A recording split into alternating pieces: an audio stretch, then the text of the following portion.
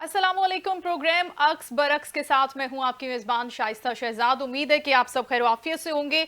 जनाब, आज का शो इसलिए भी बहुत इंपॉर्टेंट है कि जिस तरह हम अक्सर मुल्की सियासी सूरत हाल की बात करते हैं और इन तमाम मौज़ूआत को ज़ेर बहस भी लेकर आते हैं, लेकिन इसके साथ साथ गुज़श्ता कुछ अरसे से हम देख रहे हैं कि सोशल मीडिया पर एक अलग जंग छिड़ी हुई है और ये ऐसी जंग है जिसकी रोकथाम के लिए बहुत जल्दी बंद बांधना बहुत ज़रूरी है, क्योंकि ये जंगल में आग की तरह फैल रही है। और इसी पूरे के पूरे टॉपिक को एक बार एड्रेस किया गया है खुद मुल्क की सलामती के एक अहम इदारे की जानिब से, DGISPR की जानिब से जो प्रेस कॉन्फ्रेंस की गई है पीर के रोज, वो इंतहाई अहमियत की हामिल थी। उसी प्रेस कॉन्फ्रेंस के हवाले से हम मजीद बात करेंगे कौन कौन सी ऐसी चीजें हैं जो इंतहाई इंपॉर्टेंट थी, जो मुल्क की सलामती की सूरत हाल को मद्देनजर रखते हुए डिस्कस किया जाना, लोगों को उसकी अवेयरनेस देना, एक एक बंदे तक की इंफॉर्मेशन पहुंचाना कि पाकिस्तान, उसकी सलामती, उसका दिफा सबसे बड़ी प्रायोरिटी है।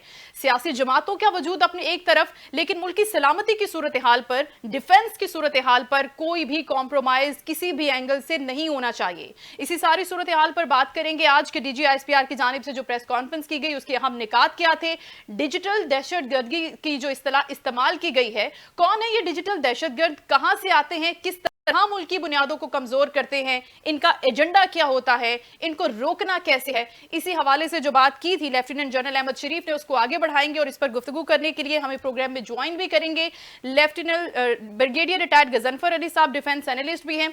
अस्सलाम वालेकुम सर, आप हमारे साथ हैं, कैसे हैं, खैरियत से हैं? जी, अल्लाह का शुक्र, अल्लाह का शुक्र। Thank you so much sir for your time. आपने ये प्रेस कॉन्फ्रेंस सुनी, अंडर डिस्कशन भी है, बहुत से इंपॉर्टेंट पॉइंट्स भी थे इसके अंदर। सबसे पहले तो हम आपसे ये जानना चाहते हैं कि ये जो डिजिटल दहशतगर्द अचानक से सोशल मीडिया के जोर पर, उसके बलबोते पर आकर वारिद हो गए हैं और मुल्की बुनियादों को हिला रहे हैं, कमजोर कर रहे हैं, इनके बारे में आप क्या कहेंगे कि कैसे इनको कंट्रोल करना है, कैसे इनको काउंटर करना है? बात ये बिस्मिल्लाह रहमान रहीम। बात यह कि पूरी दुनिया में आपने देखा कि सोशल मीडिया जो है उसको इस्तेमाल किया जा रहा है बहुत सारे ऐसे मकासद के लिए जो लोगों की अपनी ज़ात से या लोगों की अपनी सोच से ताल्लुक़ रखते हैं। अब उसमें जो शख्स जो भी नैरेटिव पेश करता है या जो बातचीत करता है किसी इवेंट के ऊपर, किसी, जैसे अभी मैं आपको इंटरनेशनल लेवल के हिसाब से अगर मिसाल दूं तो ट्रंप के ऊपर जो मर्डर अटेम्प्ट हुआ है बिल्कुल बिल्कुल, और उसके ऊपर आज CIA की डायरेक्टर जो है उन्होंने इस्तीफा दे दिया है, तो आप उसको अगर आप फॉलो कर रहे हो तो उसके ऊपर बहुत सारी थेरीज है जो पेश की जा रही हैं। जो ट्रंप, जो बाइडन के खिलाफ हैं, ट्रंप के खिलाफ हैं, ट्रंप के फेवर में हैं, जो अमेरिका के अदारे हैं उनके खिलाफ है, जो अमेरिका के सिस्टम है उसके खिलाफ है। कि जिस शख्स का जो जहन की सोच है, जिस तरह वो उसको एनालाइज करता है, वो उसको पेश करता है। बिल्कुल। इसी तरह पाकिस्तान के अंदर भी मुख्तलिफ इवेंट्स के ऊपर, जैसे अब इसकी भी लेटेस्ट मिसाल देंगे हम, तो मैं आपको बन्नू के ऊपर, जो बन्नू में जो आर्मी इंसिडेंट हुआ, बिल्कुल, जो दो चीजें हैं, उसके पहले बन्नू के अंदर एक हमला हुआ दहशतगर्दों ने किया, जिसमें हमारे बड़े कीमती फौजी थे जिन्होंने अपनी जानों का नजराना पेश किया और वो शहीद हो गए। उसके साथ साथ अगर आपने देखा तो उसी वक्त की तस्वीर रिलीज हो रही थी उसी टाइम फ्रेमवर्क में, अपना एक दिन बाद कि एक जलसा हो रहा था और खमन जलसे को होते होते एकदम वहाँ पे जो PTM है, पश्तून तहफ़्फ़ुज़ मूवमेंट, जो अपने आप कहलाती है, जो अगर आप पश्तूनों की एवरेज निकालें तो आप उसकी कोई 118% भी नजर नहीं आएगी। Right sir. उन्होंने वहाँ पे ये तमाम के तमाम वावेला, ये तमाम के तमाम धमा चौकड़ी, ये तमाम की तमाम फायरिंग उनकी तरफ से, उनके क्राउड के, उनके लोगों की तरफ से, जो लाल, आप देखें अगर टीवी वो देखेंगी तस्वीर, तो लाल लाल टोपी पहने हुए लोग जो फायरिंग कर रहे हैं। ये PTM की आदत है कि पाकिस्तान के अंदर दहशतगर्दी, डिजिटल दहशतगर्दी नहीं, ये फिजिकल दहशतगर्दी फैलाना चाहते हैं, डिस्टेबलाइजेशन के लिए। इसी तरह उन्होंने खर कमर पोस्ट के ऊपर किया था, जहाँ अली वजीर और मोहसिन दावड़, अली वजीर मोहसिन दावड़ दोनों एंटी स्टेट हैं, पाकिस्तान की बुनियादों के मुखालिफ हैं। ये अफगानिस्तान के चमचे हैं जो जाके वहां से पैसे खाते हैं, CIA से पैसे खाते हैं, अफगानिस्तान से मुबैना तौर पर पैसे खाते हैं। इन्होंने जो रॉ ने जो किया, और इससे पहले आपको पता है बहुत सारी तस्वीरें आई थी जहाँ पे CIA वाले इनके लोगों को ब्रीफिंग दे रहे थे, वहां पे क्लासेस हो रही थी। तो ये तमाम का तमाम जो, अब उसको जब उन्होंने वो कर लिया, फिर उसके बाद जो आपका सवाल है उस सवाल की तरफ आते हैं कि उनको सोशल मीडिया, ये डिजिटल प्लेटफॉर्म की जो आप वो बात एक्सेस कर दिया। रही हैं, उस पे उन्होंने अपने डिजिटल प्लेटफॉर्म के जरिए उस तमाम के तमाम वाक़े की एक गलत तस्वीर पेश की और लोगों को उकसाया। किसके खिलाफ उकसाया? फौज के खिलाफ। अली वजीर का क्या मकसद है? मोहसिन दावड़ का क्या एम है? आपको पता है उनका एम मैंने आपसे बताया। दे आर उनके आप स्टेटमेंट्स उठा के पढ़ ले, वो पाकिस्तान की वैधनियत के खिलाफ हैं। और वो ANP ने उनको क्यों एक्सेल किया अपनी पार्टी से, क्यों उन्होंने उनको निकाला? इसीलिए निकाला कि वो ANP एक बहुत बड़ी सियासी पार्टी है और उनको पता था इस किस्म के जब जो वह एजेंट आ जाएंगे उनकी पार्टी में तो उनकी पार्टी का कल्चर खराब हो। अब उन्होंने इस वाक़े को इस्तेमाल करके जो आप डिजिटल दहशतगर्द, ये एक नया वाक़ा। उसके अलावा बहुत सारी चीजें होती हैं। अब हम कह रहे हैं कि ये चीजें तो होती रहेंगी, ये तो रुकेंगी नहीं, क्योंकि सोशल मीडिया एक बहुत बड़ा प्लेटफॉर्म है। आर्टिफिशियल इंटेलिजेंस एक बहुत बड़ा प्लेटफॉर्म है जहाँ पे आप लोगों की आवाजें तब्दील कर देते हैं, तस्वीरें तब्दील कर देते हैं। अब इसके लिए जो है वो एक तो पाकिस्तान के अंदर अगर आप देखेंगी तो हमें दो तरीक़ाकार से हम काम कर सकते हैं। एक तो इसके ऊपर हम कुछ ऐसे सिस्टम लेके आए जिस तरह जहाँ पे आप लोगों की इस किस्म के चैनल्स पे एक्सेस रोकें। लेकिन वो मेरा ख्याल मुझे लगता है कि जितना बड़ा ये नेटवर्क है वो पॉसिबल नहीं होगा, क्योंकि पूरी दुनिया में चल रहा है। आपको पता है अगर आप एक चीज को बंद करते हैं, आपने ट्विटर को बंद किया, लोगों ने VPN लोड करके ट्विटर पे चले गए, अब आप किस तरह रोकेंगे उनको? VPN एक सिस्टम है दुनिया का जो काम कर रहा है। तो मकसद मेरा ये है कि यहाँ पे लोगों को हमें थ्रू अपने मीडिया के जरिए, मेन स्ट्रीम मीडिया के जरिए, प्रिंट मीडिया के जरिए, इलेक्ट्रॉनिक मीडिया के जरिए हमें अपने लोगों को एजुकेट करने की जरूरत है। और वो एजुकेट उस वक्त होंगे जब आप उनके सामने सच्चाई को पेश करेंगे, जब आप उनके सामने किसी जो डाउट्स हैं उनके उन शकूक शुबाहत को खत्म करेंगे, जब उनके सामने जो चीज ग्राउंड पे हो रही है उसको उसी तरह पे, जब आप उसको मैनिपुलेट करेंगे तो फिर आपको पता है बहुत सारे सवाल जो है वो रेज होते हैं। तो इसके बहुत सारी एक्सटेंसिव एजुकेशन की भी जरूरत है और वो एजुकेशन ग्रेजुअली आती है। अभी बहुत सारे लोगों को मैं जानता हूँ जो कहते हैं कि हम तो सोशल मीडिया देखते ही नहीं है, इसलिए वहां पे कोई चीज ऐसी नहीं होती, रिलायबल नहीं होती सर, उसकी कोई क्रेडिबिलिटी नहीं है। कोई भी, मैं अगर जो सोच रही हूँ, जो मेरा एक माइंडसेट है, मैं वहां लिख सकती हूँ, जो आपका है वो आप लिख सकते हैं, लेकिन वो क्रेडिबल सोर्स ऑफ इंफॉर्मेशन नहीं है। आपकी बात बिल्कुल दुरुस्त है कि हमें लोगों को ये बताना है कि वो क्रेडिबिलिटी नहीं है, उसकी कोई ऑथेंटिसिटी नहीं है। इसी तरह से जो बात की थी DGISPR ने कि ये जितने भी टेररिस्ट हैं जो ऑन ग्राउंड है, जिनकी आपने बात की, या फिर जो डिजिटली बैठे हुए स्क्रीन के उस पार, दोनों का हदफ यही है कि फौज जैसे इदारे को हदफ बनाया जाए, कमज़ोर किया जाए, पाकिस्तान की आवाम के साथ उनके रिश्ते को टारगेट किया जाए। तो ये इन बुनियादों को कमज़ोर करने वाले लोग क्या सिर्फ ये PTM के लोग हैं, ANP के लोग हैं, या इसके अंदर और भी अनासिर शामिल है जिनका बैरूनी आकाओं से कोई ताल्लुक है? आपको पता है कि इंडिया की कितनी फेक साइट्स डिटेक्ट हुई थी? एक डिसइंफो लैब जब आई थी, और वो फेक साइट्स डिसइंफो लैब क्या करती थी? वो पाकिस्तान के खिलाफ प्रोपेगेंडा कर रही थी।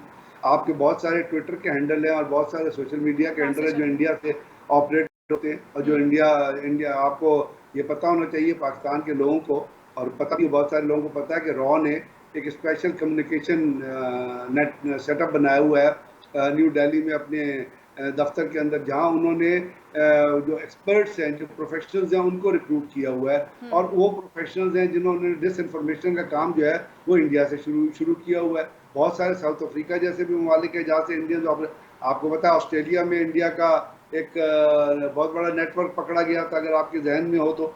और वो नेटवर्क क्या कर रहा था? उसके अंदर जो लोग थे, जो ऑपरेटर्स थे, they were collecting information about the Australian military and the Australian airport। आपको पता कनाडा में जो कुछ हुआ, अमेरिका में जो कुछ हुआ, इसके बाद आपको रिसेंटली आपको याद है कतर में क्या हुआ था? इंडियन पूरा एक जासूसी का नेटवर्क सर्विंग लोगों का पकड़ा गया था, जिसमें एक ब्रिगेडियर्स था और कुछ लोग थे जो एम्बेसी की आड़ में कारोबार कर रहे थे। ईरान के अंदर आपने कुलभूषण यादव क्या कर रहा था वहां से पाकिस्तान के अंदर। तो ये तमाम मिसालें तो हमारे सामने हैं कि पाकिस्तान के अंदर जो आप कह रही है ना, बड़े बड़े मैसिव तरीके से पाकिस्तान को बदनाम करने के लिए इंडिया फुल्ली तौर पे इन्वॉल्व है। बिल्कुल ठीक है। और अफगानिस्तान का इसके अंदर क्या कोई रोल पार्ट है? अगर हम इंडिया को बात करते हैं क्लियर एंड कट, तो क्या अफगानिस्तान जो कहता है कि नहीं ऐसा कुछ नहीं है और हमेशा वो डिनाइल के एक मोड में रहता है, आप क्या समझते हैं कि वो भी इसमें रोल प्ले करता है? नहीं, अफगानिस्तान तो पाकिस्तान के अंदर, अफगानिस्तान की तालिबान की हुकूमत जो पाकिस्तान के अंदर दहशतगर्दी को स्पॉन्सर कर रही है। हम्म।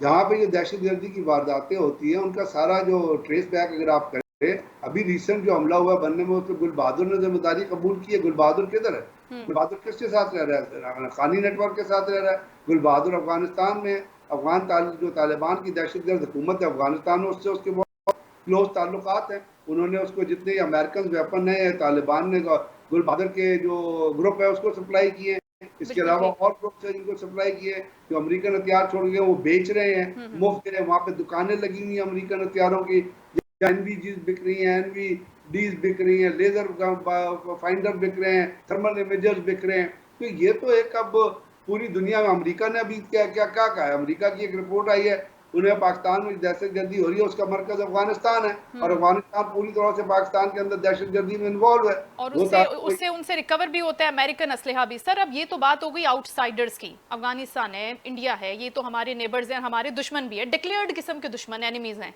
लेकिन अब हम जो हमारे मुल्क के अंदर मौजूद हैं, हमारे अपने लोग हैं जिनके रूट्स पाकिस्तान से हैं, जो पाकिस्तानी आइडेंटिफाई होते हैं, उनके साथ क्या करना है? अब जनरल साहब फरमा रहे हैं कि उनके साथ कानून के जरिए निपटना है, क्योंकि इन अफराद को कानून और सजाएं ही रोक सकती है, इनकी आइडेंटिफिकेशन हो, और जो फेक न्यूज़ फैलाते हैं, जो किसी प्रोपेगेंडे में किसी भी तरह मुलव्वस रहते हैं। आप क्या समझते हैं कि अपने लोगों को, अपने मुल्क के लोगों को क्रैक डाउन करके उनको सजाएं देना, क्या इन जराइम को हम इस तरीके से रोक सकते हैं? एंटी स्टेट प्रोपेगेंडा जो करे तो उसके खिलाफ तो आपका कानून मौजूद है, और कॉन्स्टिट्यूशन भी मौजूद है। कानून बड़ा वाज़ेह है इस सिलसिले में कि अगर आप एंटी स्टेट प्रोपेगेंडे में इन्वॉल्व होंगे, बल्कि कानून तो यहाँ तक कहता है कि अगर आप अदालतों के खिलाफ प्रोपेगेंडा करेंगे तो उसके खिलाफ एक्शन लिया जाएगा, और उसके लिए सजाएं मौजूद है। और अभी आपको पता है बहुत सारे लोग हैं जिनका ट्रायल चल रहा है अदालतों में 9 मई के हवाले से। बल्कि अभी शाह महमूद कुरैशी का और अभी महमूद रशीद का। रिसेंटली जो एक गिरफ्तारी हुई है तर्जुमान तहरीक इंसाफ हसन रऊफ साहब की, और उनको भी अब दिया गया, उनका भी ट्रायल ले लिया गया, रियासत मुखालिफ प्रोपेगेंडे में वो मुलव्वस हैं। तो उसके ऊपर क्या कहेंगे कि वाकई ये लोग ऐसा करते हैं क्योंकि इनसे जो चीज़ें रिकवर होती हैं, जो इन्वेस्टिगेशन होती है, जिन लोगों को ये इन्वॉल्व करते हैं खुद इस प्रोपेगेंडे के अंदर, आप क्या किरदार समझते हैं इन सियासतदानों का? मैं तो आपसे अर्ज कर रहा हूँ कि जो भी anti state propaganda, there is a difference between the propaganda and anti state propaganda. Right sir. कुछ कोई चीज़ होती है जो सियासी नैरेटिव से ताल्लुक़ रखती है, जो पाकिस्तान की वहदनियत से जो चीज़ ताल्लुक़ रखती है, पाकिस्तान की नेशनल सिक्योरिटी से जो ताल्लुक़ रखती है, पाकिस्तान की स्टेट सिक्योरिटी से जो चीज़ ताल्लुक़ रखती है, उसके ख़िलाफ़ अगर कोई प्रोपेगेंडा और मिस इन्फॉर्मेशन हो, उसके ख़िलाफ़ एक्शन लेना और उसकी इन्वेस्टिगेशन करना अदारों का काम। ये तो मैंने आपसे पहले अर्ज़ किया कि पाकिस्तान का कानून अगर आप पढ़ें तो बड़ा क्लियर है इस मामले में। और उसके लिए जब आप इन्वेस्टिगेशन करेंगे तो आपको बहुत सारी चीज़ों जो हैं वो जमा करनी पड़ती है। लेकिन एक फिर ये तमाम चीज़ें जो हैं ये डिटेल में विजुअलाइज होनी चाहिए, और उनके ऊपर अगर जो भी सज़ा जो भी लेकिन सर वो फिर कैसे इम्प्लीमेंट हो सकता है? क्योंकि इससे पहले फौजी अदालतों की बात हुई, 9 मई के वाक़े की बात हुई, तो उसके हक में भी नहीं है, उसके खिलाफ भी खड़े हो जाते हैं कि नहीं, सिविलियंस का फौजी अदालतों में ट्रायल नहीं हो सकता। लेकिन अगर एक चीज़ क्लियर कट है तो उसको जाना चाहिए ना, फौजी अदालतों में ट्रायल होना चाहिए ऐसे लोगों का, ताकि एक एग्जाम्पल सेट हो कि भाई ये एक ड्रिवन लाइन है, इस लाइन को, इस बाउंड्री को क्रॉस नहीं कर सकता कोई भी इंसान। अब ये तो अदालतों में गया था ना, मैं और आप तो इसके ऊपर आउटसाइडर के तौर पे चीज़ को देख सकते हैं ना। अदालत सुप्रीम कोर्ट में गया था, सुप्रीम कोर्ट ने क्या दिया था, एक दफ़ा उन्होंने ट्रायल रोक दिया था, फिर उन्होंने कहा जी आप ट्रायल कर लें।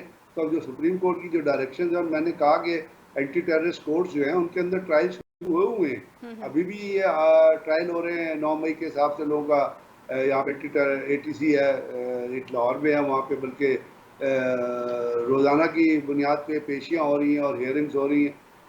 तो वो, और बहुत गुजरांवाला में आपको पता है हेयरिंग हुई थी, उसमें कुछ लोगों को सज़ा भी हुई है। तो वो निज़ाम तो जारी है, और वो जब तक अदालतों में चीज़ें हैं, तो जब तक FIR, आपको पता है जब FIR एक दफ़ा कट जाती है तो वो FIR उस वक्त तक ख़त्म नहीं हो सकती जिस वक्त तक उसके ऊपर केस ना चल जाए और केस का कोई फैसला ना आ जाए, या पुलिस को इन्वेस्टिगेशन करके ये ना कह दे कि जी FIR जो है ये इसके अंदर पुलिस की अपनी इन्वेस्टिगेशन उसके ऊपर होती है और फिर लिखना पड़ता है, उसमें भी पेशी होती है फिर अदालत के अंदर। बिल्कुल। तो एक सिस्टम है ना, वो सिस्टम तो चलेगा।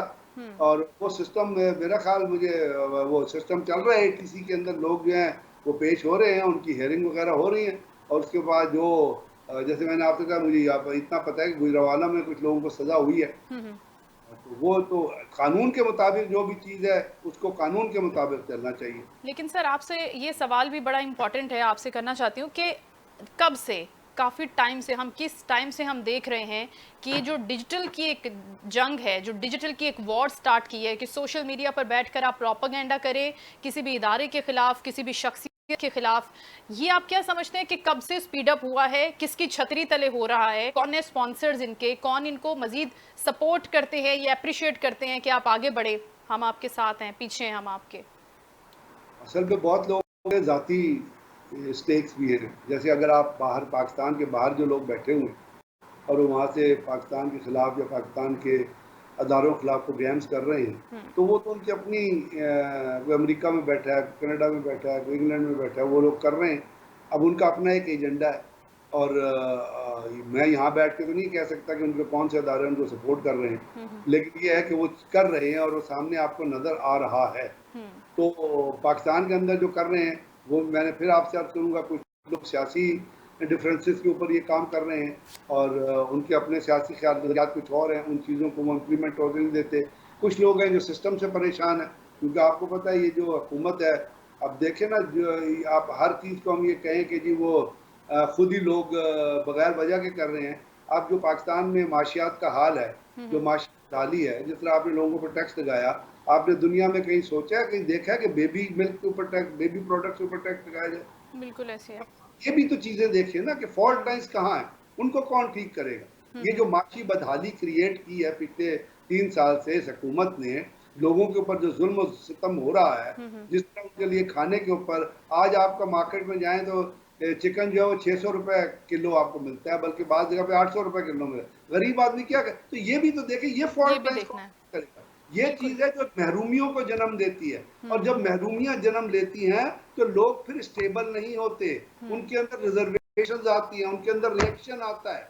तो ये चीज़ें भी तो किसी ने ठीक करनी। अब एक चीज़, आप कोई गौर कर रहा है पाकिस्तान में, कोई अदारे, मैं रिक्वेस्ट करूंगा लोगों से, अपने अदारों से, वो देखें कि आईपीपीस के जो मायदे हैं, जो 40 फैमिलियां, जिसमें अभी डॉक्टर एजाज गौर साहब ने प्रोग्राम किया है कि आप 24 रुपए 30 रुपए पर यूनिट में और आप पे कर रहे हैं आईपीपीस को। और आईपीपीस हैं किसकी? अगर मैं उनका नाम लूं तो आपको पता चलेगा कि पाकिस्तान में ये सब महरूमियां क्यों हो रही हैं और लोग क्यों रिएक्शन करें। एग्जैक्टली, मैं आपके इस पॉइंट से करप्शन बिल्कुल की बात मुत्तफिक हूँ आप गजनफर साहब के आईपीपीस का अगर टैक्सेस कर रहे अगर हैं, हमने और इस कोई इसका एग्रेशन को मतलब भी है कंट्रोल कि करना है, इसका कि अगर हमने आईपीपीस इस को क्यों एग्रेशन को पैसे कंट्रोल देंगे। करना है तो हमें ये देखना होगा कि हम प्रोवाइड क्या कर रहे हैं, कहाँ पर हम आसानियां लेकर आ रहे हैं। अगर हम बजट की बात कर लेते हैं रिसेंट, तो तनख्वाहदार तबके पर मजीद टैक्स लग गया है, जो ऑलरेडी टैक्स पेयर है। यही तो आपसे अर्ज कर रहा हूँ, मेरा रोना यही तो है। जी। आईपीपी के ऊपर अगर पाकिस्तान में लोगों का दर्द है, हमारी अदालतों को, यहाँ तो ये है कि एक फैसला आया, उन रिव्यू शुरू कर दो,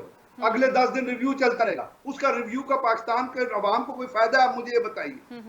ये आईपीपी का इतना बड़ा स्कैंडल है कि इसमें 40 फैमिलियां आर बीइंग बेनिफिटेड, और सारे लोग जो है रिलेटिव्स हैं उन लोगों के जो इस वक्त पावर में। आप बिल्कुल ठीक कह रहे हैं कि फिर इन 6-7% चीज़ों को भी आपने कैटर करना है, इनको देखना है, एड्रेस करके इनको रिजॉल्व करना है। और ये इतना एक बिल्कुल सिंपल सा मामले का सोल्यूशन नहीं है, आपने मल्टीपल चीज़ों की तरफ रुख करना होगा और उनको रिजॉल्व करना होगा। Thank you so much brigadier retired Ghazanfar Ali, defence analyst हमारे साथ थे और गुफ्तगू कर रहे थे इस अहम इशू के ऊपर। DGI-SPR की प्रेस कॉन्फ्रेंस के हवाले से हम बात कर रहे थे और उनका जो कहना था, उनका ये कहना था कि हम अगर इन मामलात को कंट्रोल करेंगे, जो इकोनॉमिक सिचुएशन है, टैक्स का मामला है, जो दूध पर टैक्स लग रहा है, दूसरी चीज़ों पर, या जो के रेट्स बढ़ रहे हैं, हमें इन चीज़ों को भी एड्रेस करना है सो दैट हम अपनी आवाम को वो तमाम सहूलियात दें कि वो रिलैक्स हो, पीसफुल हो, और वो इन अनासिर के हाथ हो जो साजिश करते हैं, मुल्क की सलामती के इदारों पर हमला करते हैं, हमारी डिफेंस लाइन को क्रॉस करने की कोशिश करते हैं, वो इनके हाथों ना चढ़े, महरूमियाँ जन्म ही ना लें, सो दैट वो इधर जाए नहीं। प्रोग्राम में भी वक्त ब्रेक का, ब्रेक के बाद हाजिर होते हैं।